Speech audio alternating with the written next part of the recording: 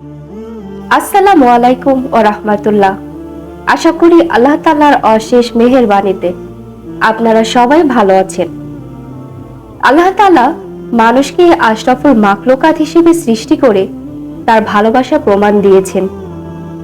সকল বান্দার প্রতি তার দয়া অফুরন্ত। গুনাহগার বান্দাকে তিনি ক্ষমা করতে ভালোবাসেন, আবার কোনো বান্দাকে তিনি খুব বেশি ভালোবাসেন আমল ও তাকওয়ার কারণে। চারটি আলামত দেখে চেনা যায় এই সকল ব্যক্তিদের। হযরত আবু হুরায়রা রাদিয়াল্লাহু তাআলা আনহু হতে বর্ণিত, তিনি বলেন, রাসূলুল্লাহ সাল্লাল্লাহু আলাইহি সাল্লাম বলেছেন, যখন আল্লাহ তাআলা কোনো বান্দাকে ভালোবাসেন তখন জিবরাইল আলাইহিস সালামকে ডেকে বলেন, আমি অমুক ব্যক্তিকে ভালোবাসি, তুমিও তাকে ভালোবাসো। রাবী বলেন, অতঃপর জিবরাইল আলাইহিস সালামও তাকে ভালোবাসেন এবং আকাশে ঘোষণা করে দেন যে আল্লাহ তাআলা অমুক ব্যক্তিকে ভালোবাসেন, তোমরাও তাকে ভালোবাসো। তখন আকাশের অধিবাসীরাও তাকে ভালোবাসতে শুরু করেন।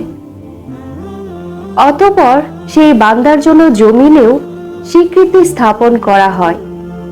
আর যখন আল্লাহ তাআলা কোনো বান্দাকে ঘৃণা করেন তখন জিবরাইল আলাইহিস সালামকে ডেকে বলেন যে আমি অমুককে ঘৃণা করি, তুমিও তাকে ঘৃণা করো।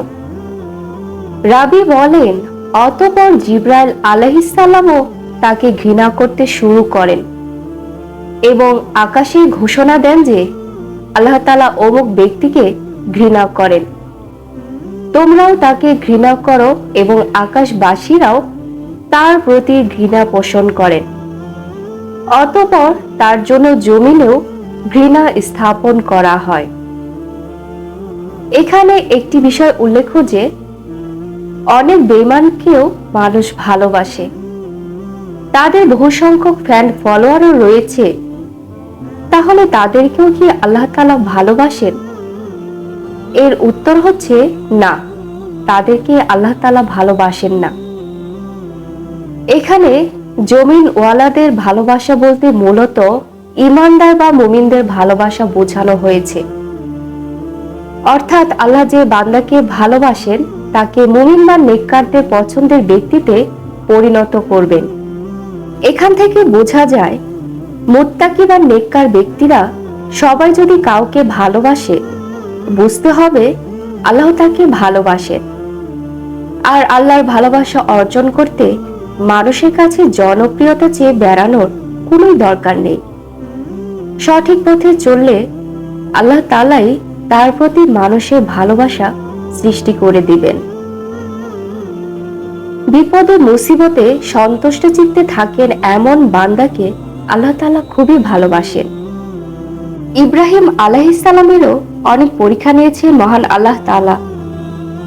কোরআনে কোথাও বলা হয়নি যে আল্লাহ তাআলা ফেরআউন কিংবা নমরুদের পরীক্ষা নিয়েছেন, বরং তিনি তার ভালোবাসার বান্দাদের পরীক্ষা নিয়ে থাকেন। তাই বহু ঈমানদারদের জীবনে দেখবেন দুঃখ, কষ্ট ও বিপদ আপদ লেগেই থাকে। এর কারণ ব্যাখ্যা করে রাসূল সাল্লাল্লাহু আলাইহি সাল্লাম বলেন, মুমিনের জন্য দুনিয়া কারাগারের মতো ও কাফিরের জন্য জান্নাত সদৃশ। আল্লাহর রাসূল সাল্লাল্লাহু আলাইহি সাল্লাম আরো বলেন, আল্লাহ তাআলা যখন কোনো বান্দার মঙ্গল সাধনের ইচ্ছা করেন তখন দুনিয়ায় তাকে তাড়াতাড়ি বিপদ আপদের সম্মুখীন করেন, আর যখন তিনি কোনো বান্দার অকল্যাণের ইচ্ছা করেন তখন তার গুনাহের শাস্তি প্রদান করা থেকে বিরত থাকেন। অবশেষে কিয়ামতের দিন তাকে এর পরিপূর্ণ শাস্তি প্রদান করেন। আর আল্লাহ তাআলা যখন কোনো সম্প্রদায়কে ভালোবাসেন তখন তাদেরকে পরীক্ষায় ফেলেন। যে তাতে সন্তুষ্ট থাকে তার জন্য আল্লাহর সন্তুষ্টি থাকে, আর যে তাতে অসন্তুষ্ট হয় তার জন্য আল্লাহর অসন্তুষ্টি থাকে। তখন সেই বান্দারাও এই পরীক্ষা ও মুসিবতকে কল্যাণকর মনে করেন। আবু সাঈদ খুদরি রাদিয়াল্লাহু তাআলা আনহু থেকে বর্ণিত, তিনি বলেন, আমি নবী করিম সাল্লাল্লাহু আলাইহি সাল্লামের কাছে ছিলাম। তখন তিনি ভীষণ জ্বরে আক্রান্ত ছিলেন। আমি তার উপর আমার হাত রাখলে তার গায়ের চাদরের উপর থেকেই তার শরীরের প্রচন্ড তাপ অনুভব করলাম। আমি বললাম, হে আল্লাহর রাসূল, কত তীব্র জ্বর আপনার? তিনি বলেন, আমাদের অর্থাৎ নবী রাসূলদের অবস্থা এমনই হয়ে থাকে। আমাদের উপর দ্বিগুণ বিপদ আসে এবং দ্বিগুণ পুরস্কারও দেওয়া হবে। আমি বললাম, হে আল্লাহর রাসূল, কার উপর সর্বাধিক কঠিন বিপদ আসে? তিনি বলেন, নবীদের উপর। আমি বললাম, হে আল্লাহর রাসূল, তারপর কার উপর? তিনি বলেন, তারপর নেককার বান্দাদের উপর। তাদেরকেও এতটা দারিদ্র পীড়িত হয় যে শেষ পর্যন্ত তার কাছে তার পরিধানের কম্বল ছাড়া আর কিছুই থাকে না। তাদেরকেও বিপদে এত শান্ত ও উৎফুল্ল থাকে যেমন তোমাদেরকেও ধন সম্পদ প্রাপ্তিতে আনন্দিত হয়ে থাকে। অন্য বর্ণনা এসেছে, কোনো ব্যক্তির জন্য বিনাশ্রমে আল্লাহর পক্ষ থেকে মর্যাদার আসন নির্ধারিত হলে আল্লাহ তাআলা তার শরীর, সম্পদ অথবা সন্তানকে বিপদগ্রস্ত করেন। অতঃপর সে তাতে ধৈর্য ধারণ করলে শেষ পর্যন্ত বরকতময় মহান আল্লাহ কর্তৃক নির্ধারিত উক্ত মর্যাদার স্তরে উপনীত হন। আল্লাহ যাকে ভালোবাসেন তার মধ্যে পদ পদবী অর্থাৎ সম্পদ, প্রভাব প্রতিপত্তি এসব দুনিয়াবি কোনো কিছুতেই তার আকর্ষণ থাকবে না। আল্লাহ তাআলা কিছু বান্দাকে ভালোবেসে এসব থেকে দূরে সরিয়ে রাখেন, চাইলেও তাকে এসব কিছু দেওয়া হয় না। মূলত আল্লাহ তাআলা সেই বান্দাকে পরিকল্পিতভাবে দুনিয়াবি ফায়দা থেকে সরিয়ে রাখেন। সুবহানাল্লাহ। এই বিষয়ে অনেক হাদিস পাওয়া যায়। তার মধ্যে একটি হচ্ছে কাতাদা ইবনে নুমান রাদিয়াল্লাহু তাআলা আনহু থেকে বর্ণিত, রাসূলুল্লাহ সাল্লাল্লাহু আলাইহি সাল্লাম বলেছেন, আল্লাহ যখন কোনো বান্দাকে ভালোবাসেন তাকে দুনিয়ার প্রাচুর্য থেকে বাঁচিয়ে রাখেন। যেমন তোমাদের কেউ তার রোগীকে পানি স্পর্শ করলে তার যদি অসুবিধা হয় তবে তাকে পানি থেকে বাঁচিয়ে রাখে।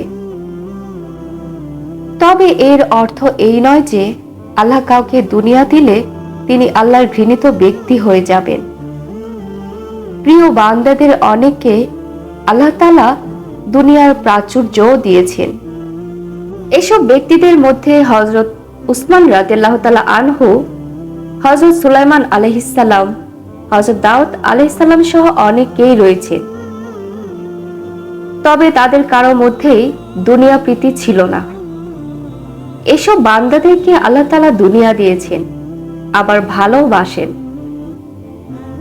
আল্লাহ তাআলার ভালোবাসার বান্দার সবচেয়ে গুরুত্বপূর্ণ আলামত হলো তাকে আল্লাহ তাআলা দিনের বোঝ দান করবেন এবং সেই অনুযায়ী বেশি বেশি নেক আমল করার সুযোগ দান করবেন।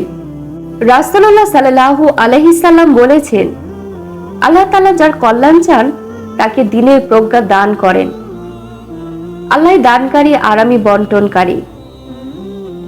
অন্য এক হাদিসে এসেছে, আল্লাহ যখন কোনো বান্দার কল্যাণের ইচ্ছা করেন তাকে মৃত্যুর আগে পবিত্র করেন।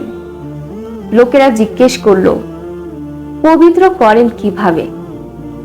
তিনি বললেন, মৃত্যুর আগে তাকে নেক আমলের তৌফিক দেন, অতঃপর তার উপর মৃত্যু ঘটান। আনাস রাদিয়াল্লাহু তাআলা আনহু থেকে বর্ণিত অপর হাদিসে রাসূলুল্লাহ সাল্লাল্লাহু আলাইহি সাল্লাম বলেন, আল্লাহ তাআলা যখন তার বান্দা সম্পর্কে কল্যাণের ইচ্ছা করেন তখন তাকে আমল করতে দেন। বলা হলো, হে আল্লাহর রাসূল সাল্লাল্লাহু আলাইহি সাল্লাম, কিভাবে তিনি আমল করতে দেন? তিনি বলেন, মৃত্যুর আগে তিনি তাকে নেক আমলের তৌফিক দান করেন। অন্যত্র ইরশাদ হয়েছে, আল্লাহ যখন কোনো বান্দার কল্যাণ চান তখন সে বান্দাকে সুমিষ্ট করেন। জিজ্ঞেস করা হলো, সুমিষ্ট কি?